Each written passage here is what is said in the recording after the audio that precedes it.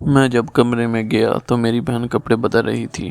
میں نے وہ خوبصورت منظر دیکھا تو میری تو جان نکلنے لگی تھی، اور میں اپنی بہن کے ساتھ ہی السلام علیکم ناظرین، میرا نام افضل ہے، میری عمر 17 سال ہے۔ میری فیملی میں ٹوٹل 5 افراد رہتے ہیں، ہم 2 بھائی اور 1 بہن اور امی ابو۔ میری بہن کا نام آئمہ ہے۔ میری بہن آئمہ بہت خوبصورت تھی، اس کی عمر 16 سال ہے۔ میں اپنی بہن آئمہ کا بہت ہی فین تھا، اس کی خوبصورتی پر دل ہار بیٹھا تھا۔ امی ابو بھی میری بہن آئمہ کو بہت پسند کرتے تھے اور اس کے ساتھ محبت والا معاملہ رکھتی تھی۔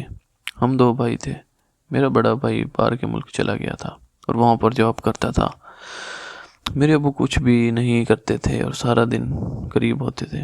میری بہن آئمہ کی شادی نزدیک آ گئی تھی اور اس کی شادی ابو 16 سال کی عمر میں ہی کر رہے تھے۔ میری بہن آئمہ اکثر میرے پاس آتی اور رونے لگ جاتی اور مجھے کہتی، بھائی دیکھو، ابو اتنی جلدی میری شادی کر رہے ہیں، میری ابھی عمر شادی کی عمر بھی نہیں اور مجھے ان کاموں کا بھی نہیں پتہ۔ اب میں کیسے اپنے شوہر کا پہلی رات سامنا کروں گی اور اس کے ساتھ کیسے سکون لوں گی؟ مجھے تو کچھ بھی نہیں کرنا آتا اور میں کیسے اس کو ہینڈل کروں گی؟ آپ ہی بتاؤ۔ جب میری بہن آئمہ مجھے اس کام کے لیے پوچھتی تو میں بھی اپنی بہن آئمہ کو بتا دیتا کہ باجی، پہلی رات کچھ نہیں ہوتا، بس میاں بیوی آپس میں سکون لیتے ہیں، آپ بالکل پریشان نہ ہوں۔ لیکن میری بہن اکثر پریشان ہو جاتی اور کہتی کہ افضل بھائی، مجھے کچھ سکھا دو اور پہلی رات کے بارے میں بھی بتاؤ کہ کس طرح ہوتا ہے، تاکہ میں کچھ سیکھ جاؤں اور مجھے اپنے شوہر کے سامنے پریشان کا سامنا نہ کرنا پڑے اور شرمندگی نہ ہو، کیونکہ میری بہن فقط 16 سال کی ہی تھی۔ اب بھی میری شادی تو نہیں ہوئی تھی اور میں آگے پڑھائی کر رہا تھا اور سیکنڈ ایئر کا اسٹوڈنٹ تھا، تو ابو نے میری بہن کا جلدی ہی فرض ادا کرنے کا کہا تھا اور ابو کہنے لگے تھے کہ آئمہ شادی کر دیں گے تو پھر تمہارے لیے آسانی ہو جائے گی اور تمہیں جلدی ہی رشتہ مل جائیں گے۔ میری بہن آئمہ کی شادی میرے چاچو کے گھر ہو رہی تھی۔ ہماری رہائش کراچی کی ہے اور میرے چاچو ہم سے 2 گلی چھوڑ کر رہتے تھے۔ میرے چاچو کے بیٹے میرے کزن عثمان میری بہن آئمہ کے شوہر بننے والے تھے۔ تو ایک دن اپنی بہن آئمہ کو اپنے کزن عثمان سے بات کرتے ہوئے سن لیا تھا، تو وہ اپنے ہونے والے شوہر کو کہہ رہی تھی کہ عثمان دیکھو، میں ابھی بچی ہوں، تم میرے اوپر رحم کرنا اور میرے ساتھ زیادہ زبردستی نہ کرنا اور محبت سے یہ کام کرنا۔ مجھے اس دن اپنی بہن آئمہ کا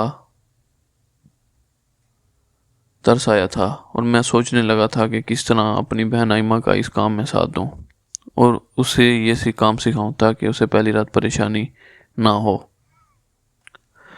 اور اس کا شوہر محبت کے ساتھ اس کے ساتھ یہ کام کرے۔ تو میں نے سوچ لیا تھا، پھر میں نے اپنی بہن آئمہ کو دن کا وقت دے دیا تھا۔ دن کو امی ابو نے کسی کام سے نکلیں گے تو ہم دونوں گھر میں موجود ہوں گے۔ پھر میں آپ کو سکھاؤں گا کہ کیسے اپنے شوہر کا سامنا کرنا ہے اور کیسے اس کے ساتھ پہلی رات محبت کرنی ہے۔ میری بہن آئمہ بھی کافی خوش ہوئی تھی اور کہنے لگی تھی، بھائی اگر آپ مجھے سکھا دو گے تو میں ساری زندگی آپ کی تابع دار ہوں گی اور پھر مجھے اس کام میں پریشانی نہیں ہوگی۔ جب میری بہن اس کام کے لیے راضی ہو گئی تھی تو میری بھی چاندی ہو گئی تھی، کیونکہ میں بھی اپنی بہن آئمہ کی خوبصورتی پر دل ہار بیٹھا تھا اور میرا دل تھا کہ ابا جی کے ساتھ مسئلہ لیا جائے گا، اس کی خوبصورتی کا فائدہ اٹھائی جائے گا۔ تو میں نے باجی کو ٹائم دے دیا تھا۔ ایک دن میرے امی ابو کسی کام سے بازار گئے تھے۔ اس دن امی کو میری بہن آئمہ کے لیے کچھ سامان لینا تھا، تو امی ابو چلے گئے تھے۔ تو میں نے اپنی بہن آئمہ کو کمرے میں بلا لیا تھا اور اسے بولا تھا کہ آ جاؤ، آپ کو سکھاتا ہوں۔ تو آئمہ بہن بھی سیکھنے لگی تھی اور کہنے لگی تھی، بھائی مجھے پریکٹیکل کر کے دکھاؤ۔